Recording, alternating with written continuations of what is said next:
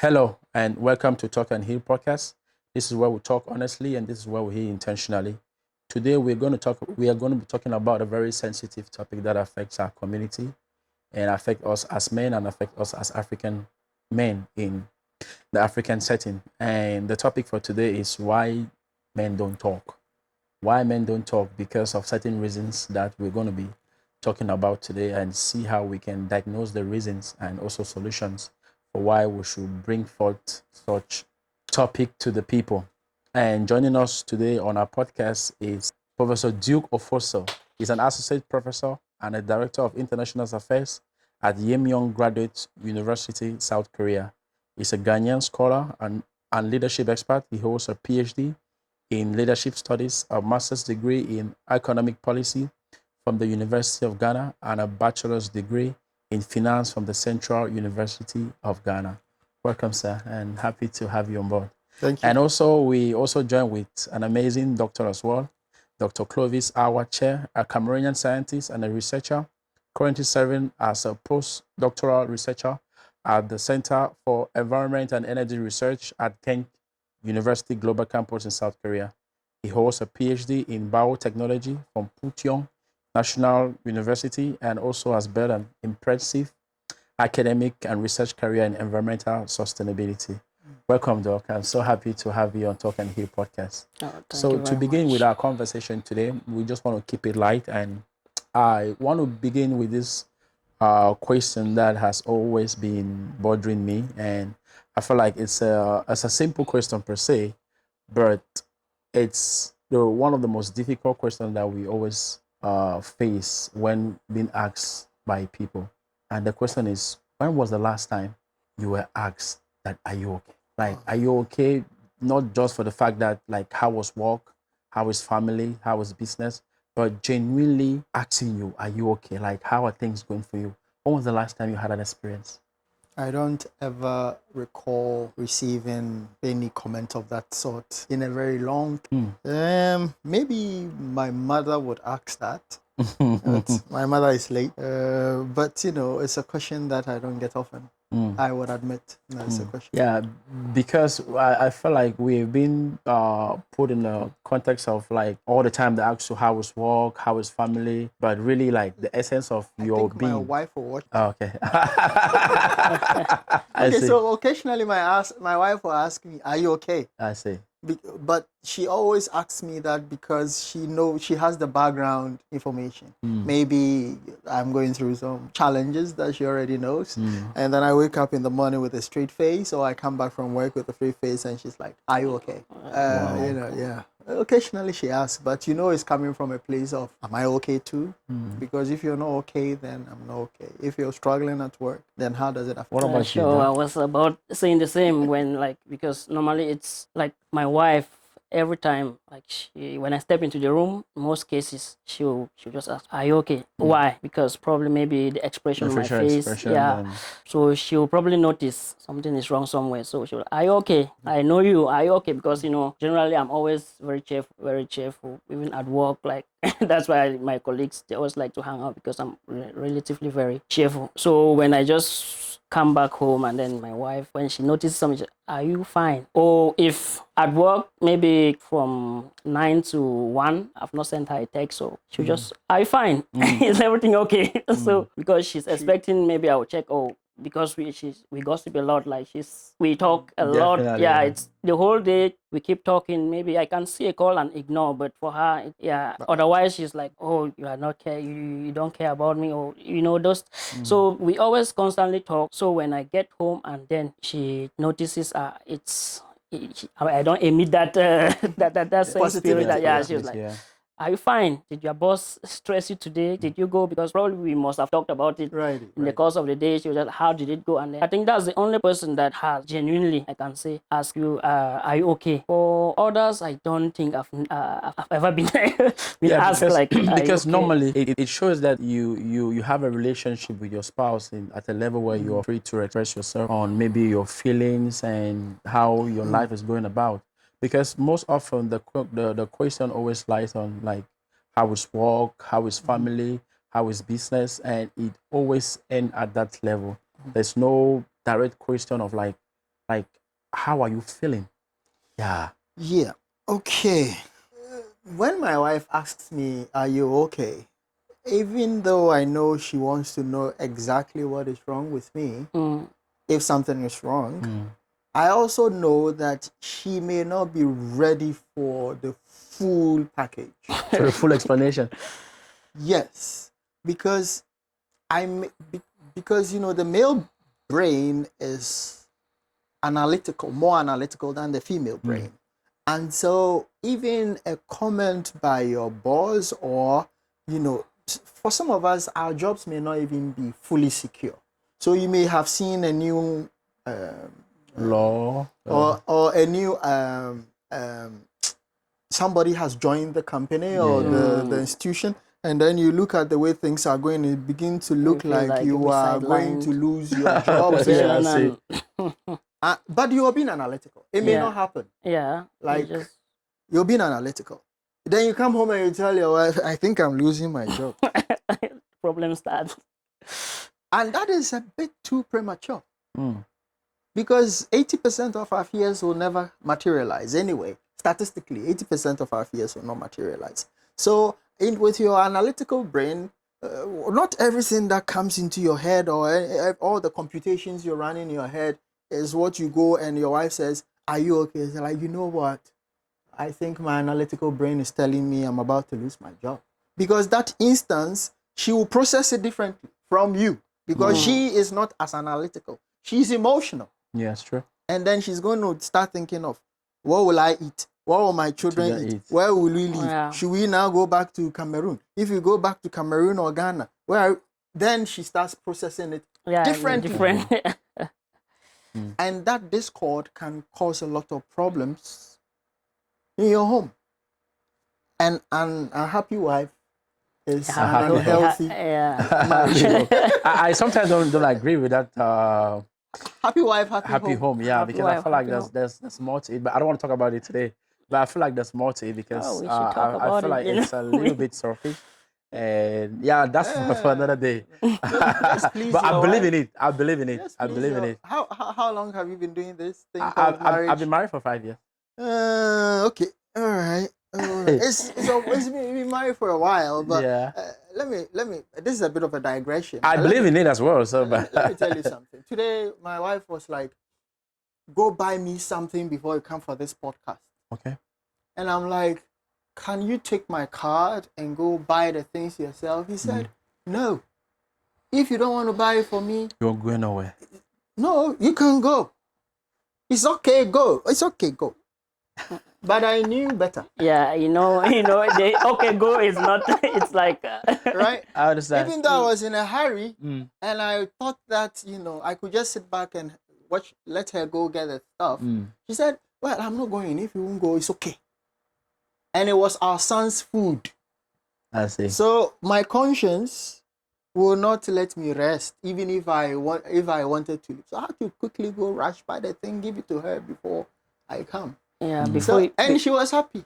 And now I have my peace of mind to do my podcast. Yeah, before you take it to another day, as you said, but I want to just throw some light on that, or maybe a personal experience. I think a happy wife, a happy home. I believe in that so much. 100%? Yeah, 100% for. I mean, Me too. in my case, Yeah. in my case, because when my wife is not happy, there's total.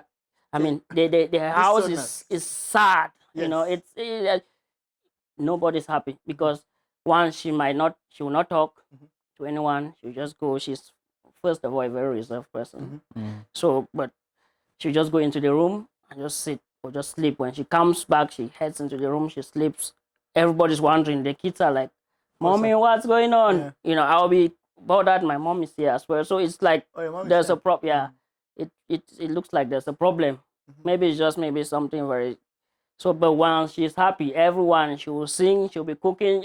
There's life at home. And another reason why that is that for a woman to be happy in the house, Yeah. it means there is enough ingredients for her to cook.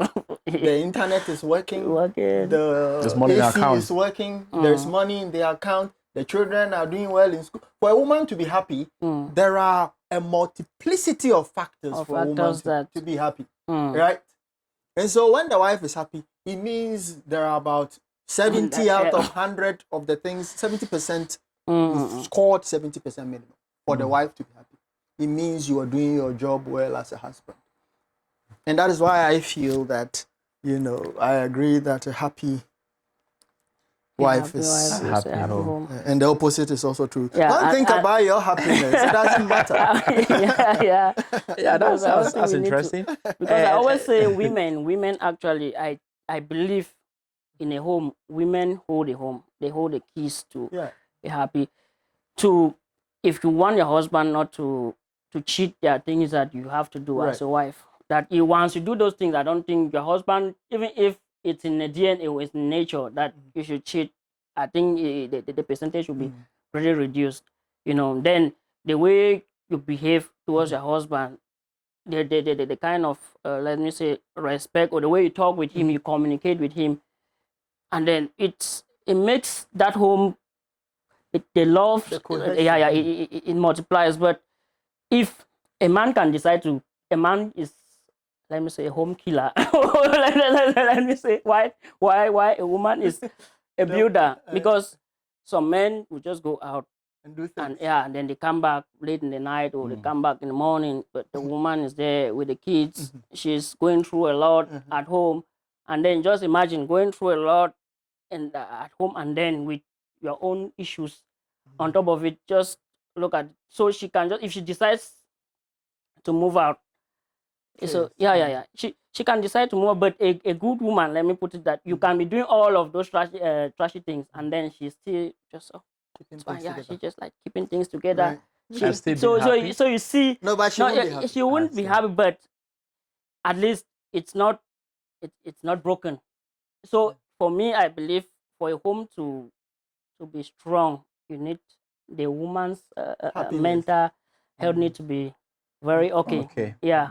If the man, as for me, even if the man is mental health is low and the woman's mental It's health high. is, yeah, It's okay. The yeah, marriage is it's- fine. yeah, the marriage is fine. Because But 85% of divorces are initiated by women. yeah, Okay. 85% of divorces are initiated by women. It also brings me to this this question I want to ask, like, what does it feel to be a man in this our generation, in this our time, in this era of too much I don't want to say chaos, but too much pressure, where you have to prove yourself as a man, you have to work, you need to provide, you need to be successful. Like, there's too much pressure at the point where it gives you no room for failure. And men always want to put it there. And at some point in time where they cannot really deliver, it actually leads them to the other side. Like, Right. what does it really feel to be like a man in this our generation? Should I go first? You go first. Okay, let me go first on this okay, one. I think the role of men has been the same since Adam proposed to Eve.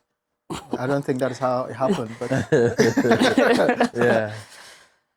fundamentally, the role of a man is a provider since time immemorial. Yeah. With the abolition of the suppression we had on women, have now also had the opportunity, they have the right to self-determination and autonomy and agency and so on and so forth.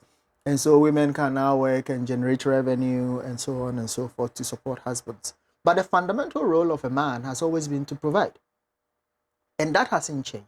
What has changed is the advent of the rise of women, the rise of, what's the word that starts with F? is it feminism? Feminism. Yeah. And all of those wokeism and all of those things that have brought, new challenges. But as traditional men, which I think we all are, as traditional men, our role is to provide. So I keep saying to myself that no matter how much my wife will bring home, I should also be in the position where what I make is enough to give a decent life to my wife and my children. And whatever she's bringing is an Yeah, it's an additional, I think that is what has changed.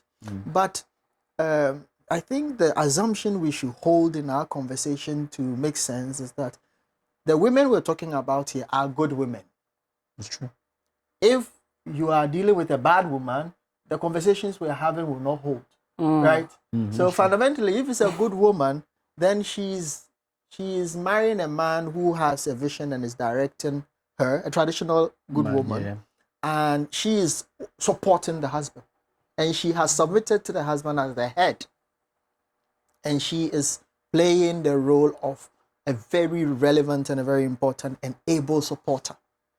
So I think that if we can look at it from that perspective, then the role of the man remains unchanged. That 50-50 new age, let's share the role 50-50 and all of those things, it works for some, but I personally don't think it will work in my marriage. I've met my wife a couple of times. I don't think 50-50 is going to work in my marriage. But it works in some marriages. I am the provider and she's the supporter. That's what I'll say. Of which that's what it's supposed to be. Yeah. Yeah, because So, it's what about you, actually, I do agree with Dr. Duke. Yeah, the role of a man, it's unchanged since time immemorial, which is being a provider. Once you can validate that cause as a provider, I think you solve probably you solve probably 70% of the problems in marriage. You know, and then the rest, then the remaining 30 probably will be cheating, because those are the things that break homes. I see. You see, if you are not a provider, if you can't provide, Yeah. and then you are cheating again. That's like Yeah. 190% the problem. You see, that's the problem. Because if you look at broken homes, Yeah. it always arises from probably the husband can't provide adequate, like can't really satisfy the needs of the family. So it is forcing the woman probably to the woman wants to do this, and then there are no finances, you know, so she's trying to maybe look outside to get maybe some But side also guy also and all of that. Doc, I don't want to cut you short. Yeah. Yeah, what you're saying is true, but also my point is, yeah, that's the role of a man to provide. That's the role of a man to be the protector, to be the father and everything. But now, in the context of the fact that life cannot be the same for everyone, in a point where a man is actually struggling to play that role, do you feel like society is treating those men good enough to be able to understand that they are putting that effort? Because for some that they are not actually understanding that they're putting that effort, it leads them to a point of, they feel like they're not appreciated.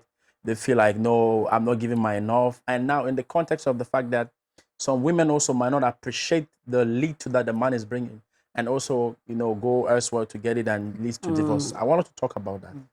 Yeah, men normally, as we say, men are supposed to be providers. Yeah. But circumstances happen, situations happen, and then if unfortunately you are in a situation which you can't provide, then that's where the concept of a good woman comes in. You need to bring down the table. If you have an understanding wife, and then it's not supposed to be a problem. You guys have to go into that moment together and look for solutions. But then if you happen to get a wife that doesn't understand, then that is where the problems will come in. So I think in this present age, if you are doing an effort, not like a lazy, you see, there's somebody who really wishes to provide to meet the needs of the family. But the means are not available. Yeah, it's not available. And then You have no business yeah, being a husband. and yeah, for some, according to some It has no women, business being a husband. according to some women, you are not fit Yeah. to be a husband Yeah. if you can't provide. But Yeah. that's not not the reality, because It is. some that's not what it's supposed to be, because sometimes you can you might be doing your best, but you see the best is not forthcoming. But if your wife really sees you get up in the morning, you go to work, you are trying to do this and you do that, and you are really putting in the effort, and then you are bringing in little results, at least she has to go with you. But the society will look at you as maybe A somebody, failure. because you can't provide. Imagine your including your bill wife. comes, you have a utility bills, you can't pay your rent, you can't pay your neighbors. Now your wife might be forced to discuss with a friend, to talk with a friend. Oh, my husband, we want to pay some bills. We need some.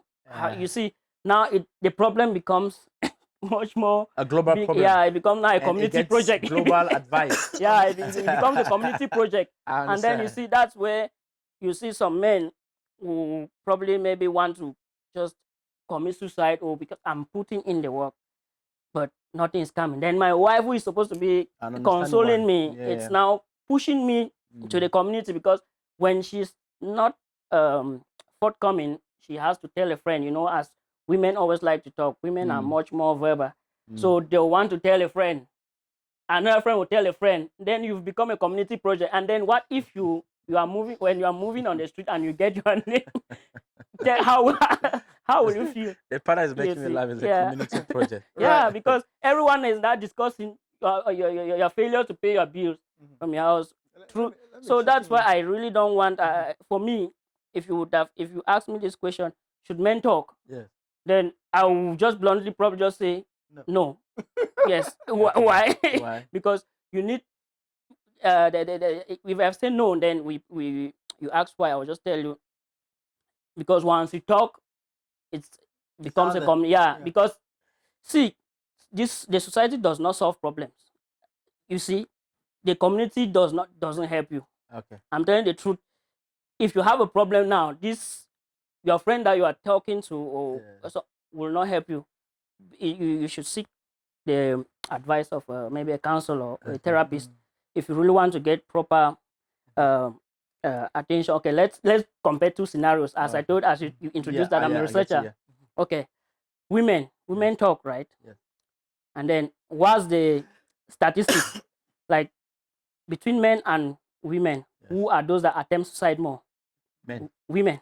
Oh, Men Succeed more more. succeed. Okay, More men that succeed. Why? Okay, the Because the women means, attempt to. because the means they choose, Okay. is the men's means are later. They choose very crude means. Okay. So they die. But women attempt more. Okay. But they are still the ones that talk more as well. You see. see, women talk more. They express themselves verbally more. If they have any little problem, they share. They just.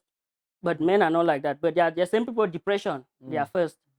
Anxiety, they are first. Attempting suicide. What if it went through? They would have been first as well, right? So you see, even with the But talking, they don't even mean that. They don't even mean to kill themselves. Yeah. Sometimes it's for drama.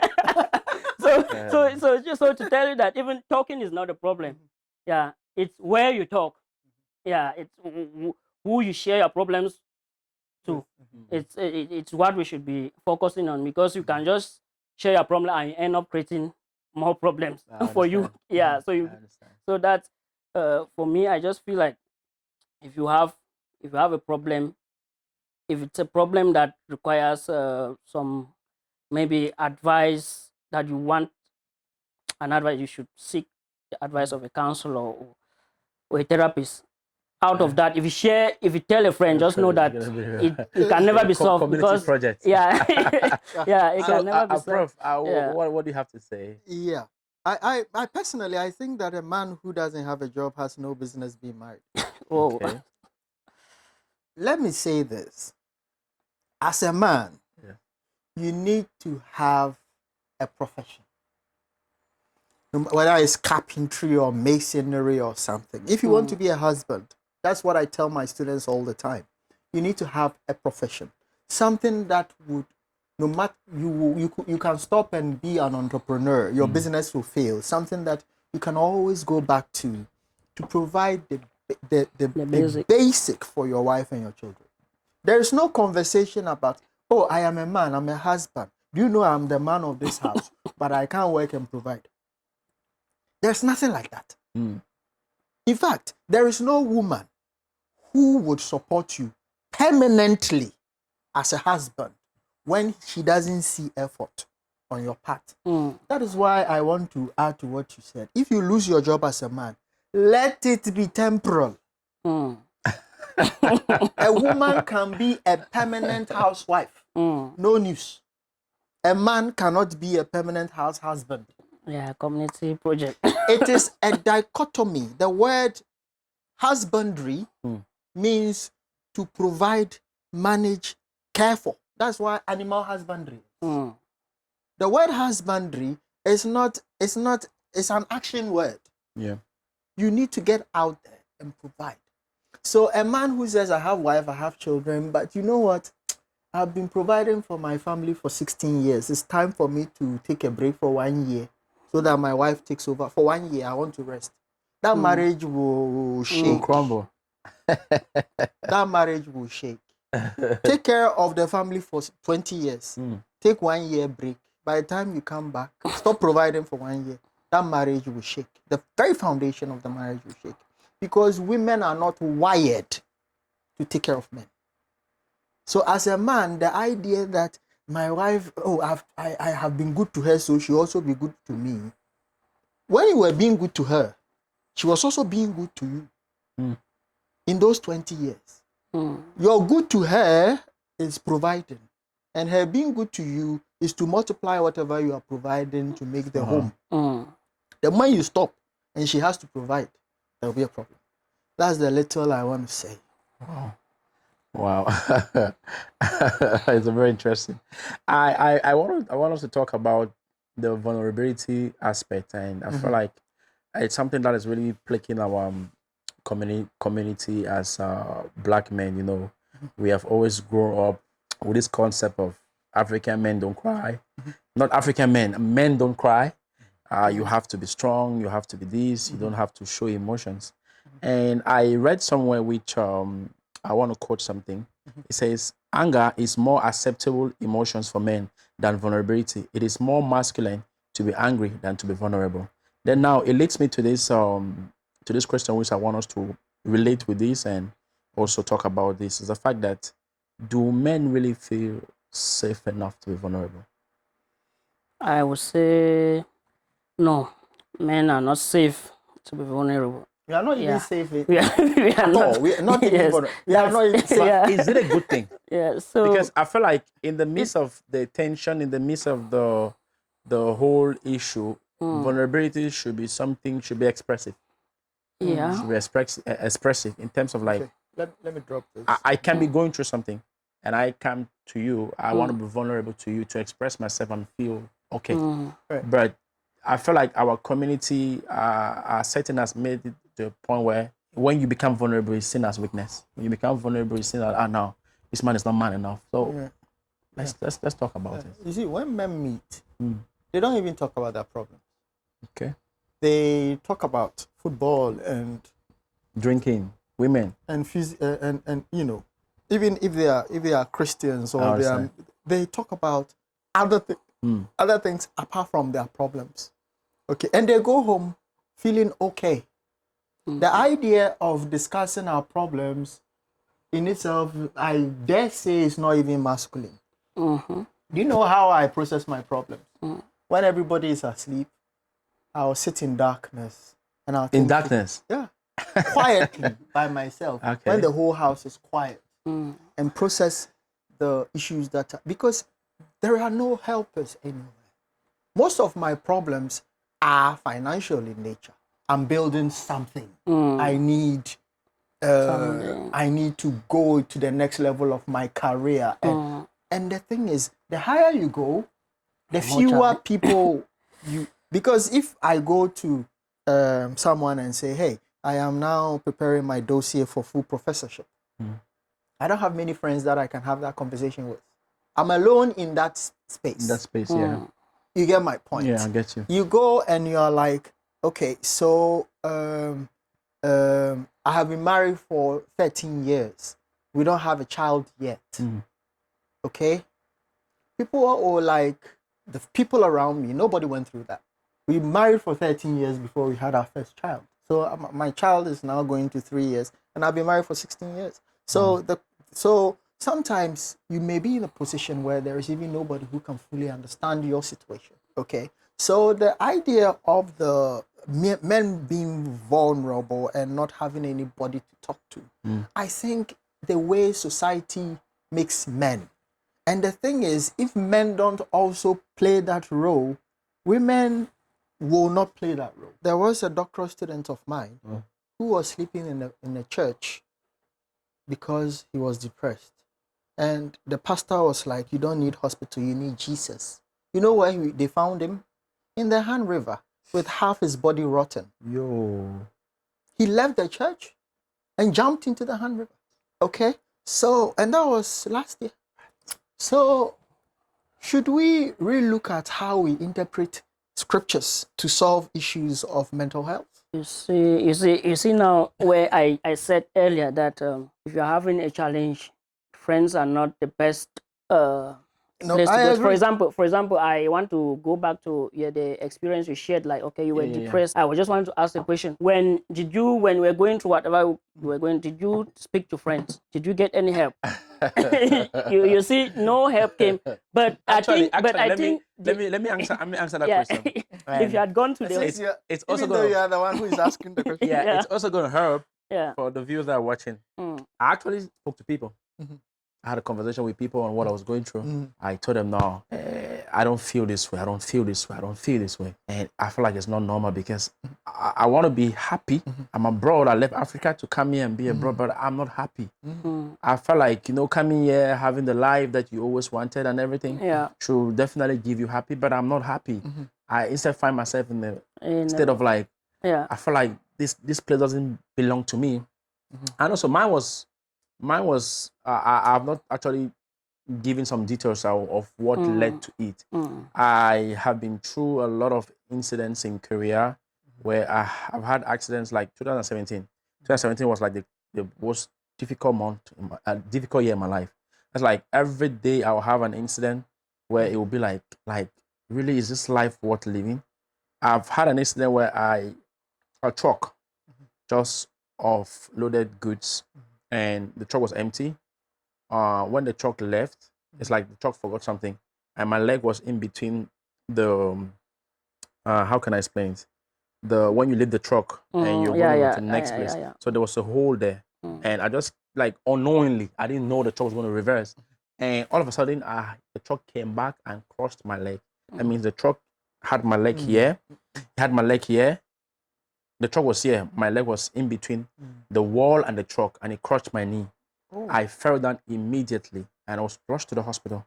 I was on crutches for like, I think, I was on crutches for like 2 months, and I was home. As 2017 when I came to this country. You were due for big insurance. Did you get it? I was given nothing, Because not you even didn't know 10,000 them. Korean won. I had no information, and the people around me actually had no information. You know what I'm saying? I've also had an incident where I've been hit by a forklift. The BM part of a forklift, you know how heavy it can be. And got me on the same knee, and I passed out. I've been in difficult situations. 2017, where I was working and somewhere and I was caught, and we were almost to be deported. And I came to the country with the language program. How's it called? D4 visa, and we're actually locked up in the detention. And I went to my own little corner, and I had to like tell God, please, I cannot go.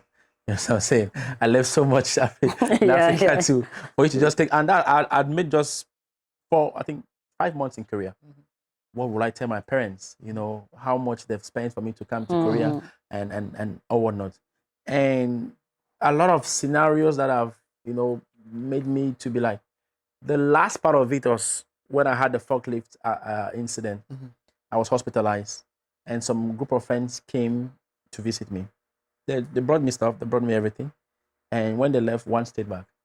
And after all the incidents, like there's so many, I cannot really talk about them. And he actually gave me an honest advice. You understand? And he told me, bro, go home. Go home. This place is not for you. Like with everything that is happening. See how wrong he was.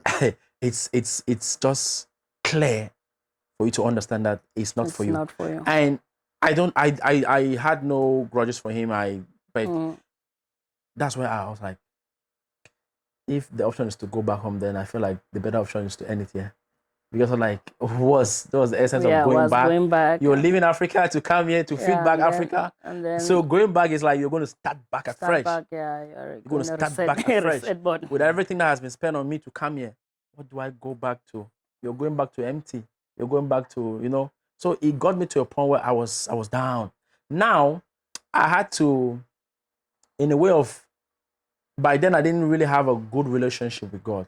Because, Prof, Actually, one of the one of the medications for depression and mental health as well is having a, uh, don't get me wrong, it's not religion, but having a personal relationship with With God. God and having an understanding of what God is What God saying to wants. you personally.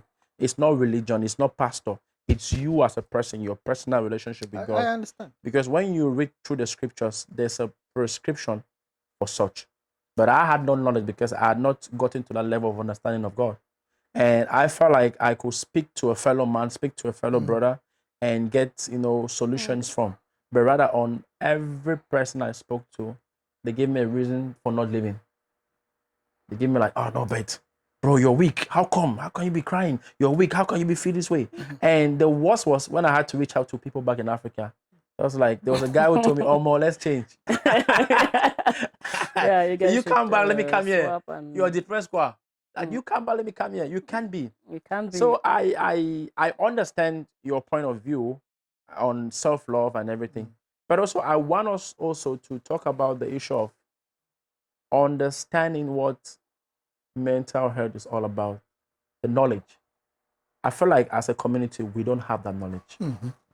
Community in sense of like we as Africans, because in the Western world, like for example, I also spoke to a friend, and back then I didn't understand what it means to seek help, like you said, meeting a therapist. I didn't believe in a therapist. I felt like I was just going to be talking to Just a someone fellow man who would give me scriptures, like you say, and give me some plant, plan on work. how to. But as time goes by and how exposed I became to understand that those people are well trained, those people have the resources, they know what to do, they are there for us, they are there not for us, God forbid, they are there for people with such conditions. Yeah. So I want us to talk about a little bit about this mental health issue. Like, you think like it's an issue where we need to create more awareness in our community with the issue of mental health? Definitely. Yeah, definitely, because a lot of people actually they are going through maybe one mental health issue or the other, and they don't even know if they are going through it.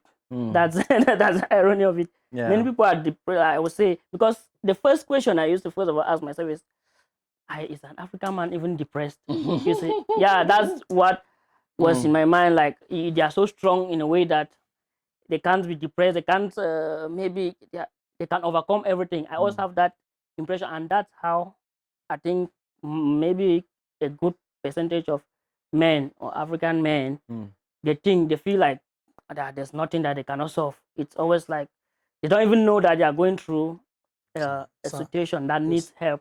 Sounding Yeah, Nigerian. until we have to educate. We have to tell people, organizations or seminars or conference, and tell these are the signs and symptoms of you are not normal, you're sick. They need to understand that they are sick, because the worst thing is being sick and not knowing that you're sick. Right. They'll feel like it's, you see somebody, I know some people that they are smoking not because they really love smoking, but because I'm preview of one or two about what, so I know exactly what's driving. They drink, smoke, like it's like something that's it's because of probably one marital issues that they're having. They just then smoke going into the air and they solve the problem. so but he feels like it's, but if you want to talk about depression, or you are, because he really wants things to work, for example, but it's not working, then he doesn't tell anybody. Sometimes you might catch a glimpse, but you know that this thing, something is wrong with this man. He's sick. He needs a so I always tell him, you are sick. You are sick. You need to see a doctor. Yeah, you need to see a doctor. You need to, because this is not normal. This is not who you were. This is not.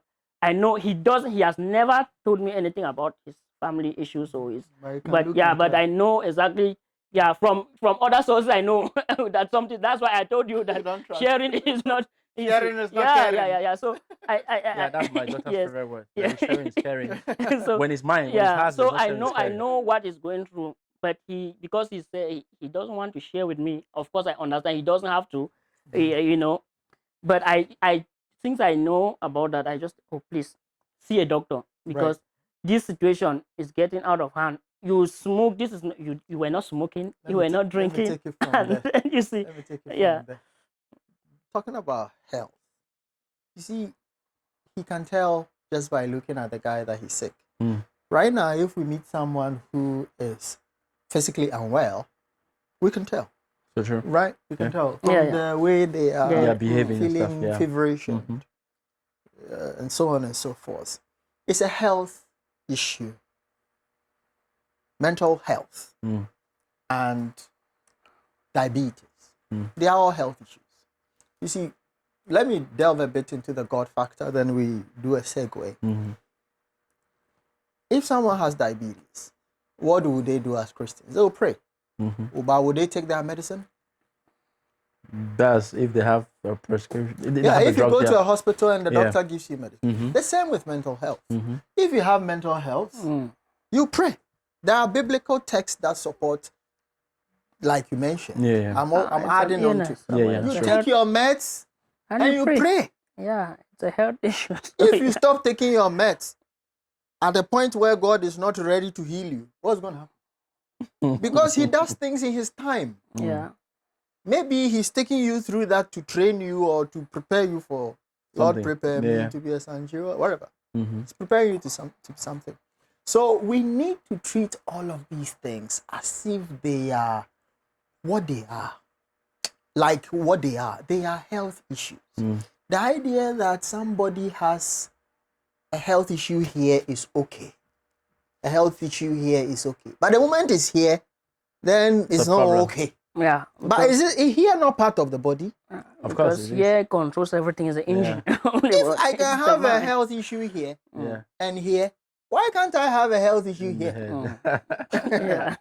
Yeah. So That's we true. need to demystify the idea that when somebody has a health issue here, It's like it's mad. We only think about being mad, like Yes. because we know that if you want to start saying the your thing brain, is, somebody can have a health issue here and live longer than somebody who has a health issue here of course. or here. Mm. It all boils down to how the person here will first recognize that there is a They have a problem. problem. So this idea of, I was part of a Facebook group that's called Others Like Me. Mm. You can look it up later. It's still there. I was an administrator. It was a group of people who were going through different kinds of mental health issues, from bipolar to, and they took turns weekly to tell what they were going through. It will surprise you that when people join, 3 months later, they get better and they stop being active.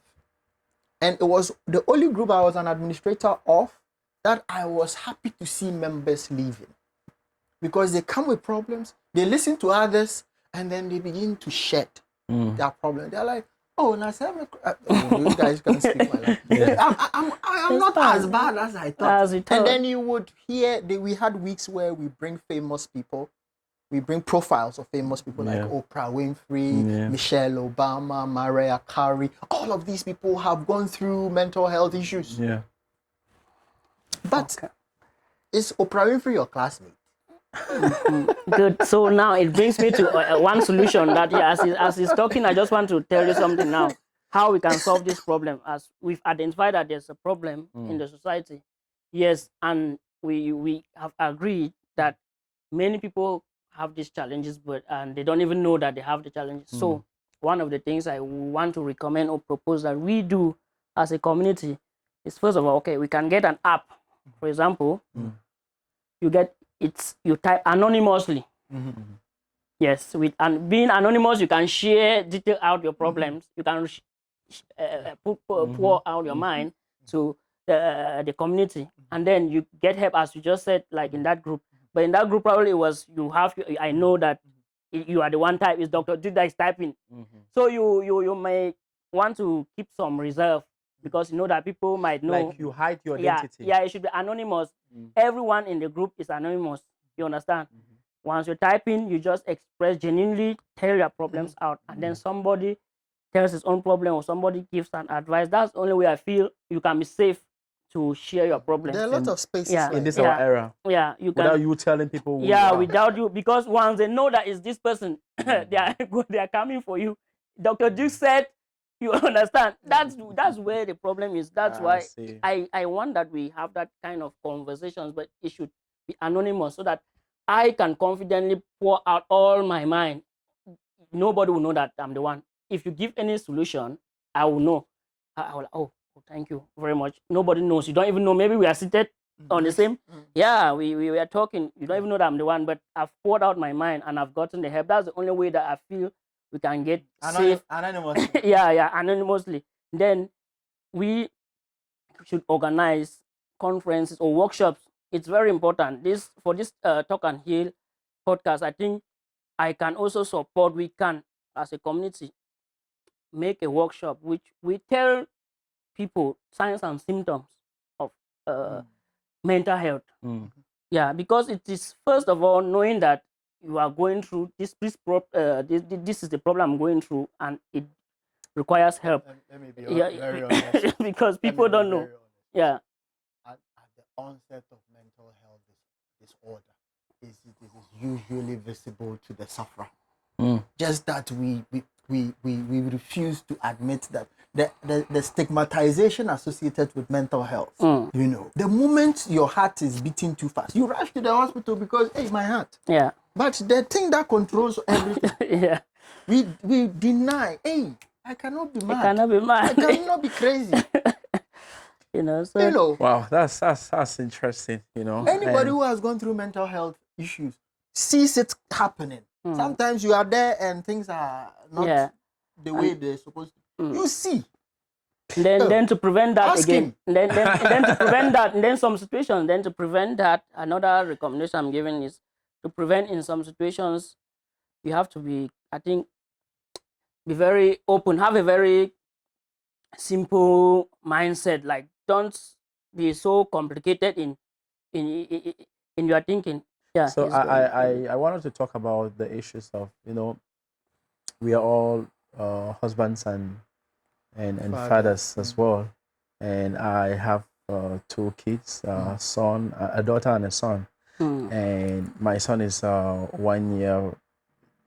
In November, he's going to be 2 years, and I feel like as fathers, are we teaching our son?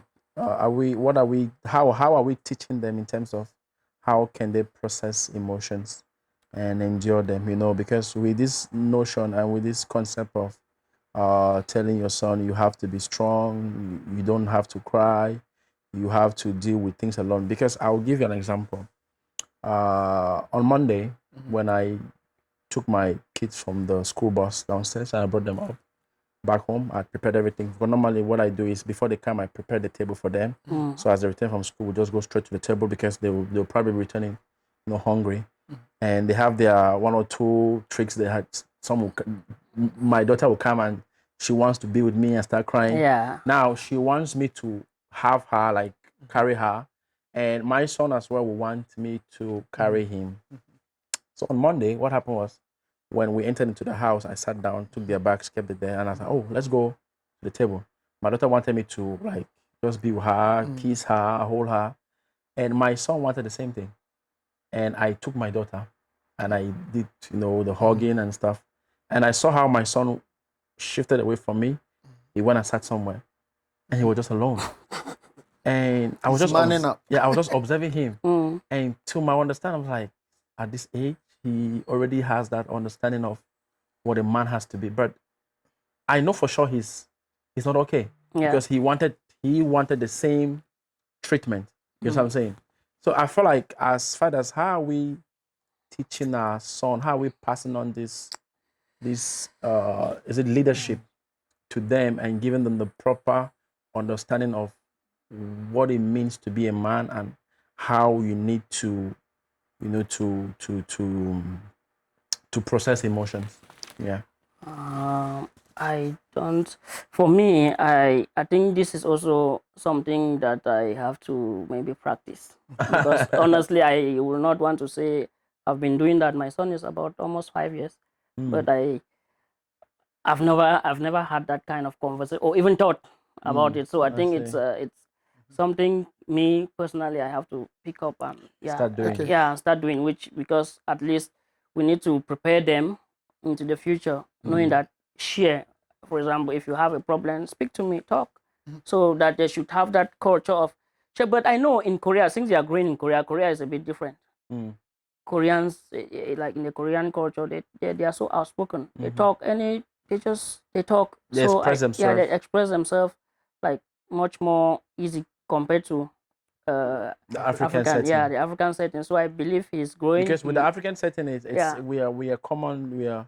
It's normal for this language of be strong. You're a man. You don't have to cry. You know, Yeah. even when the things hurt you that It much. hurts. So And excuse me, that's what we've been growing up with. I feel like we are almost, if not doing that already, we are passing that same message to them. But is it the right thing to do? And how can we give the proper information? I think it's the right thing to do. But Oh, don't get really? me By wrong. saying don't cry. Don't get me wrong. Listen, a man is a man and a woman is a woman. Okay. Okay? The role of a man with a woman, we're talking about the family system. I'm not talking about workplace. The workplace, they are equal. Okay, a man and a woman are equal at the workplace. But when it comes to the home, a man and a woman are equal, but the gender roles are different. You get me? I'm not saying a man is more human than a woman at home. But what I'm saying is that who a man is distinctively different from who a woman is. How you train your daughter should be different from how you train your son. Okay. The idea that your son needs to learn very early that he shouldn't be expecting kisses and hugs is the right call, in my opinion. Of course, you love him, tough love.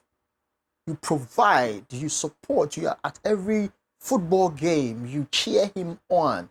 You are at every taekwondo championship. You do everything for him. You take him to piano classes. You take him on vacations. You give him every proper education so that you give him an seed money to start his own business. And if he fails, you let him struggle to build himself up, okay, before you leave your inheritance with him. So that by the time he's 25, he's a solid man.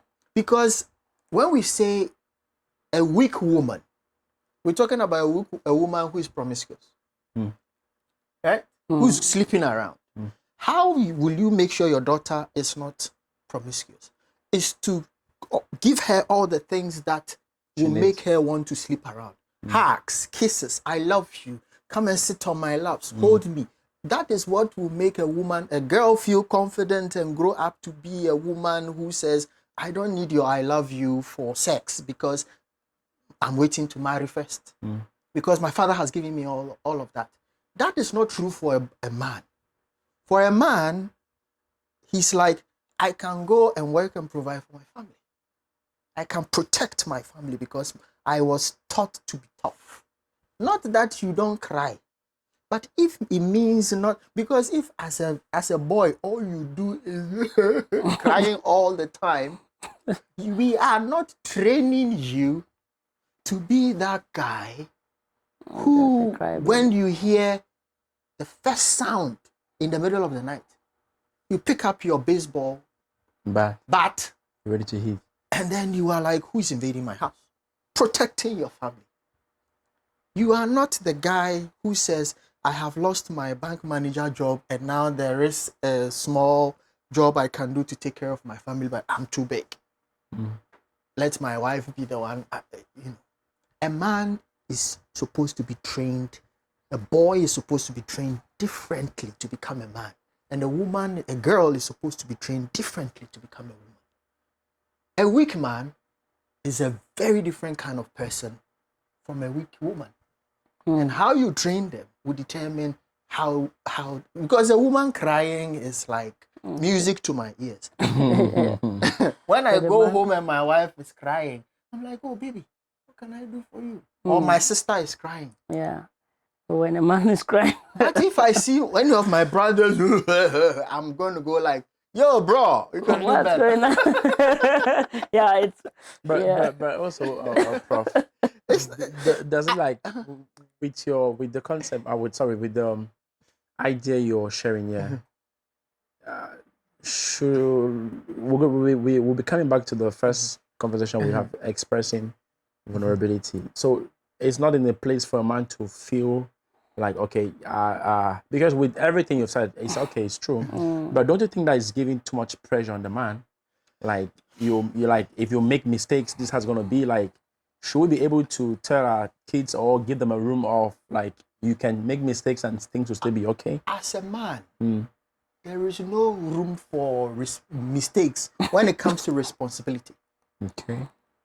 A woman goes to cheat on her husband, and they are like, this is unheard of.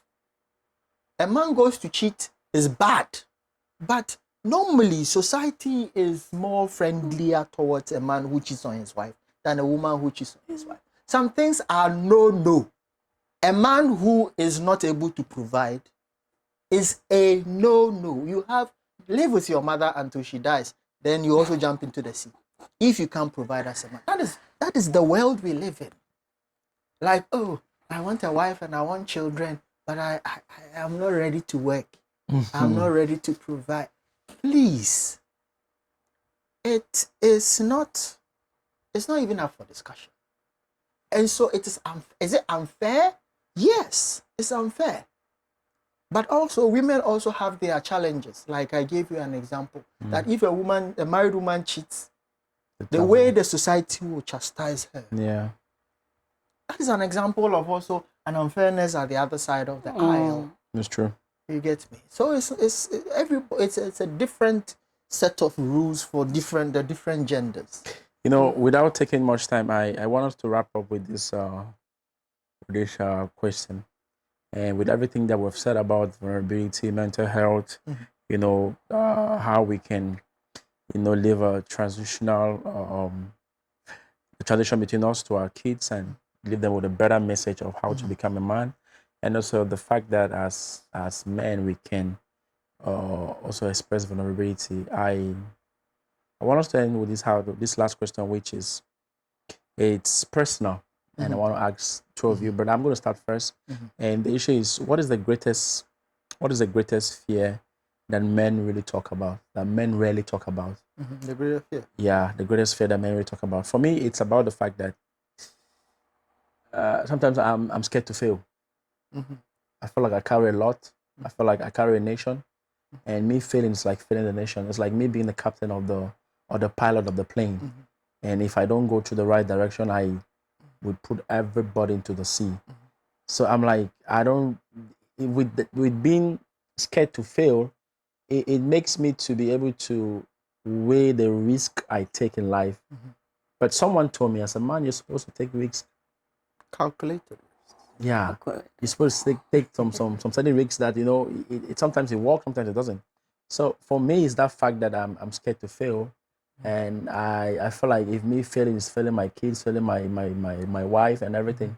For you, Prof, what is your greatest fear that you have and you rarely talk about it, that is personal to you? Yeah, letting my family down is my biggest fear, similar to yours. I think every responsible man has that as the core, because I wake up every morning and I realize that about 80-90% of the things I'm doing it because of my wife and my son. Left to me alone, I think I have reached a stage in my life that, you know, I could be okay, but I am not okay all by myself. You know, living alone is not an option. You know, as you want a wife, you want to leave a legacy, you want children, and so on and so forth. So letting them down is my biggest fear. And I wake up every morning and I'm like, when we gave birth to our son, and she was still like a few months old, my wife said something I will never forget. She says that if this boy grows out to be half the man you are, he would be considered successful. Wow. And that is, she doesn't know. I've told a lot of people this. Wherever I go and the opportunity presents itself, I tell people. But for me, it is the most important driver that you've ever had. Yes, in my life. That if my son, and this is from my wife, if my son becomes half the man I am. I mean, she actually appreciates the effort that you're putting in. It is beyond appreciate. This woman waited for 13 years to have a child. Mm. And this is her only child. And she says, if this child becomes half the man I am, that is beyond appreciation. Yeah, that's That is lot like, of appreciation. even if he becomes half the man you are, It's okay. I think it's okay. That he has put me on a level that no human being has ever put me before.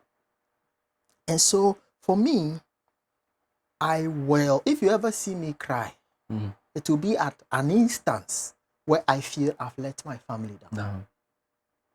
Because that's also my biggest fear. Yeah. What about you, Doc? Yeah, you know, we are almost circling around the same thing. So I'll put it this way: financial unsustainability. No, yeah, you know, what always drives me, or I'm always afraid. What if tomorrow I don't have a job? What if tomorrow this investment that I want to do crashes?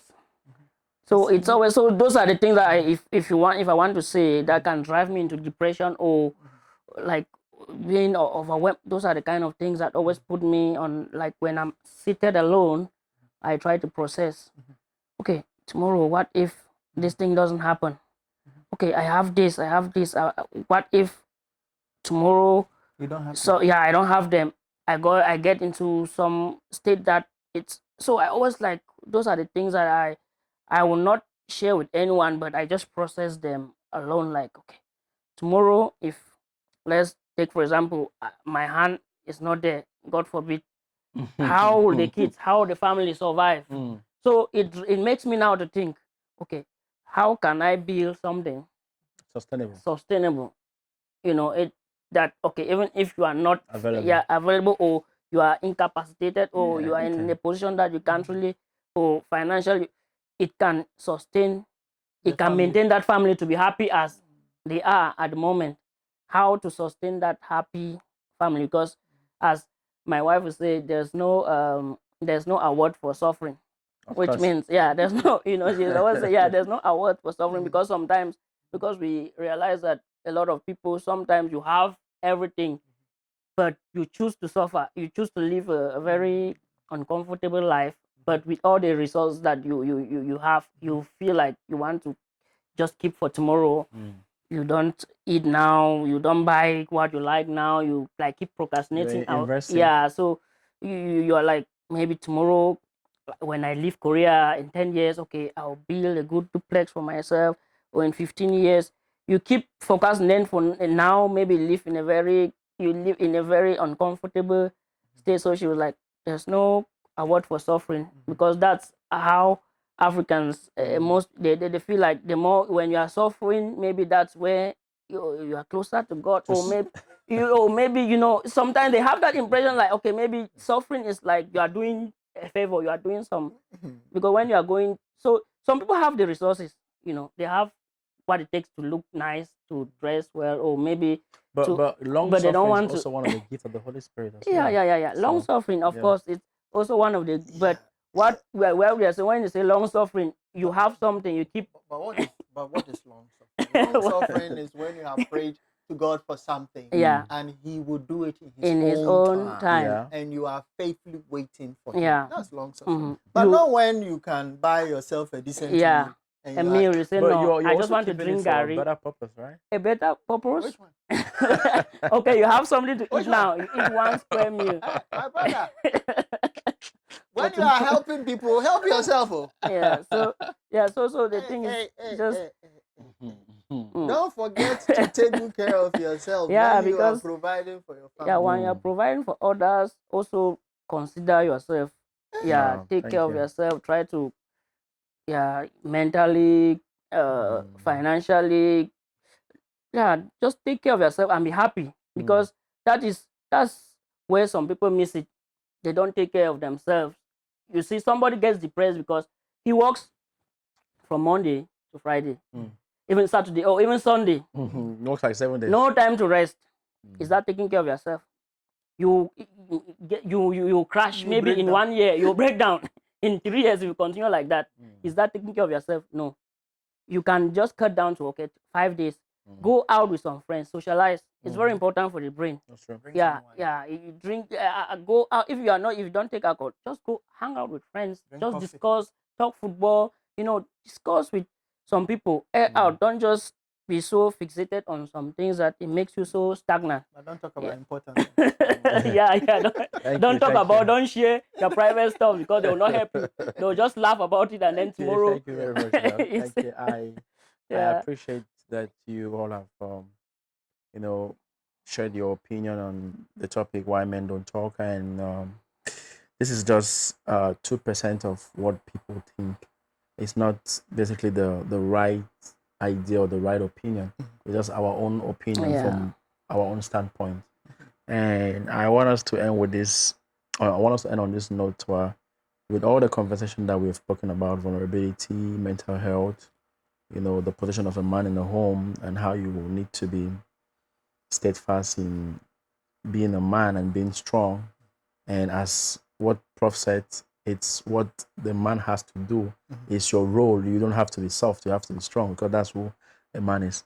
What is that one word that you want to give to someone that will actually watch this podcast based on the category of things that we have spoken here, and that has to help the man, the boy, the father, the husband, the son, and being a better man for the future? One word. Just a word. That's the word. Persevere. You say one word, just one word. I will say, how can you say live within your means? How do you put that in a word? Live within Be means. contented. Be contented. Content. Okay. Yeah, contentment. I think I that's agree. how Yeah. that's how I will summarize it. I Because also changed mine to content. yeah, it's to about contentment. yeah, because that's I also actually changed mine to I yeah, content. see. that's what all of this thing is centered about. People Yeah. are not contented, so Yeah. it really pushes them to do a Great. whole lot. Yeah, Yeah, I trying agree. to- I think that's what I will summarize. Well, this thank you. into. Thank you. Yeah. And on that note, we come to the end of our podcast. And thank you very much. Thank you very much, Prof. Thank you very much, Doc. It's been a wonderful time. We've had a very interesting conversation. And this is for our viewers. This is for, I don't want to say fans, but for those who have actually watched our video, I just want to use this opportunity to say thank you very much. We had you showed us love on our first video. And as of now, we have 344 views already in 2 weeks. We are very grateful. We're just starting, and we are open for corrections. We're open to improve in those aspects that we feel like we are not yet there. The essence of Talk and Heal is not for perfection, but it's to create a safe space where we can talk, where we can heal, where we can also create an opportunity, create an information bank for those who might not have what we have, to learn and to advance their life. So on this note, we say thank you very much, and on to the next one. Bye-bye.